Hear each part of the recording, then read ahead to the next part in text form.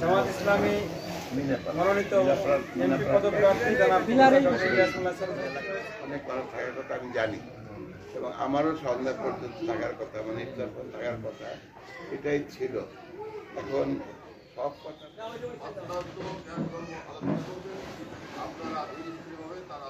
আসসালামু আলাইকুম রহমতুল্লাহ। প্রিয় বন্ধুরা, আপনারা দেখতে পাচ্ছেন ফরিদপুর জেলার বলমারী থানার অন্তর্গত বলমারী ইউনিয়নের সম্মানিত জামাত ইসলামের বলমারী ইউনিয়ন আমির অধ্যাপক ABM আব্দুল জব্বার মৌলানা হুজুরের বাড়িতে ইফতার মাহফিল। ততটুকু তাকওয়া আমি অর্জন করতে পারলাম।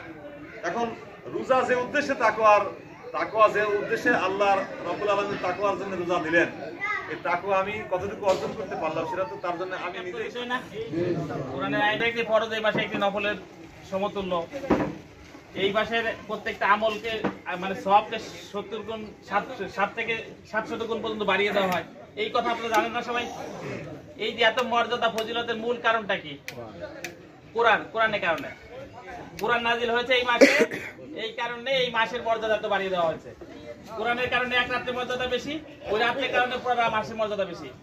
এখন আমরা আরেকটা কথা বলি, এই যে ওযু করি, ওযু করার মনে করেন ওযু তো নামাজ পড়ার জন্য করা হয়, তাই করে না? আমি ওযু করলাম, নামাজ পড়লাম না, এর ওযুর কি দরকার আছে? তো ওযু কি গুরুত্বপূর্ণ ফরজ বেশি নাকি নামাজে গুরুত্ব বেশি?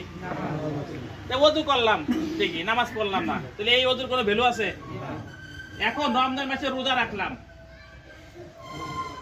ইফতারি করলাম, সেহরি খাইলাম, তারাবি পড়লাম, সবকিছু করলাম, কিন্তু কোরআন মানলাম না, এই রমজানে কোনো মর্যাদা পাওয়া যাবে?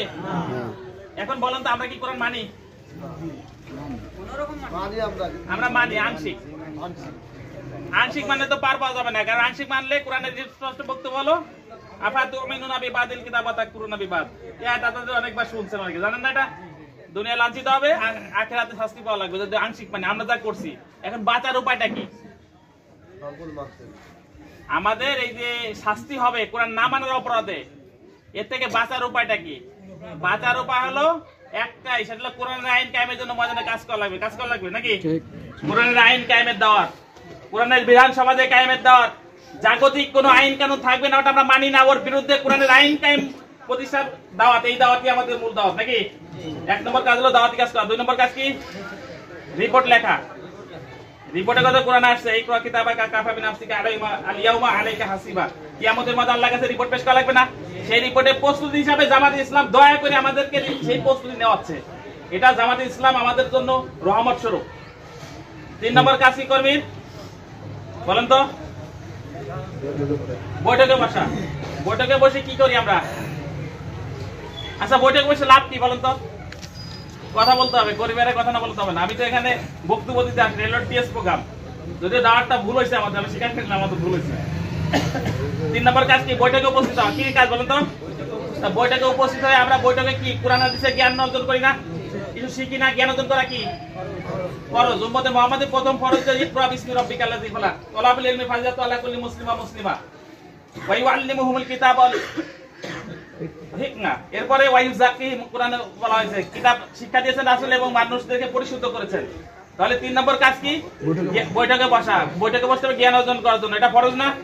4 নম্বর কাজটা কি?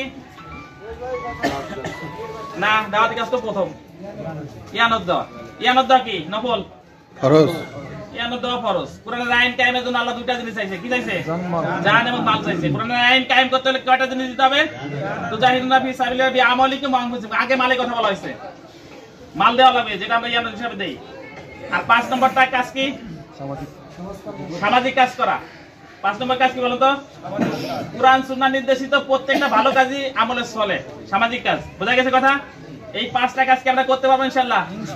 এই 5টা কাজ যদি করতে পারি, তাহলে এই রমজানের রোজা, এই ফজিল, এই যা যা আমরা করি সবকিছু সার্থক হবে। আমি তো বোঝাতে পারলাম কথা? আমরা কি এই 5টা কাজ করতে ওয়াদা দিতে পারবো ইনশাআল্লাহ? সময় তো ভাই, এই 5টা কাজ যদি আমরা করতে পারি, তাহলে আগামী দিনে কোরআনের আইন কায়েমের জন্য ময়দানে যে লড়াই হবে, ভোট যুদ্ধ, এই ভোট যুদ্ধে আমরা বিজয় লাভ করতে পারবো ইনশাআল্লাহ। সেই ভোট যুদ্ধে বিজয় লাভ করার জন্য আমাদেরকে ময়দান তৈরি করতে হবে এই 5টা কাজ করার মাধ্যমে। নিজেরা কাজ না করলে খালি আপনি ওয়াজ নসিহত করবেন আর শুনবেন, এ দিয়ে কিন্তু ময়দানে কোনো পরিবর্তন হবে না, ইসলামে বিজয় হবে না। বিজয়ের জন্য ময়দানে ভূমিকা পালন করতে হবে, কাজ করা লাগে। 5টা কাজ কি করতে রাজি আছেন সবাই ইনশাআল্লাহ? আল্লাহ তাআলা আমাদের সকলকে এই 5টা কাজ করার তৌফিক দান করুন। ওয়া মা তৌফিক ইল্লা বিল্লাহ। আসসালামু আলাইকুম ওয়া রাহমাতুল্লাহ। সাইয়্যিদিল আমবিয়া ওয়াল মুরসালিন ওয়া আলা আলিহি ওয়া সাহবিহি আজমাইন। আমরা বক্তব্য করার আগে আর বক্তব্য শোনার আগে একবার রাসূলের উপর দুরূদ শরীফ পাঠ করি। আল্লাহুম্মা সাল্লি আলা মুহাম্মাদিন ওয়া আলা আলি মুহাম্মাদ কামা সাল্লাইতা আলা ইব্রাহিম ওয়া আলা আলি ইব্রাহিম ইন্নাকা হামিদুম মাজিদ। আল্লাহুম্মা বারিক আলা।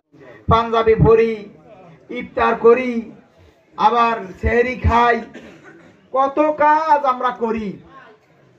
আল্লাহর রাসূলের সুন্নতগুলো কোনো না কোনোটা আমরা অনুসরণ করি, ঠিক কিনা বলেন? আচ্ছা, রাসূলের একটা সুন্নতি আমরা অনুসরণ করছি না, সেটা হলো যে রাসূল সাল্লাল্লাহু আলাইহি সাল্লাম দীর্ঘ 10টি বছর মদিনা রাষ্ট্রের প্রধান ছিলেন, ঠিক কিনা বলেন?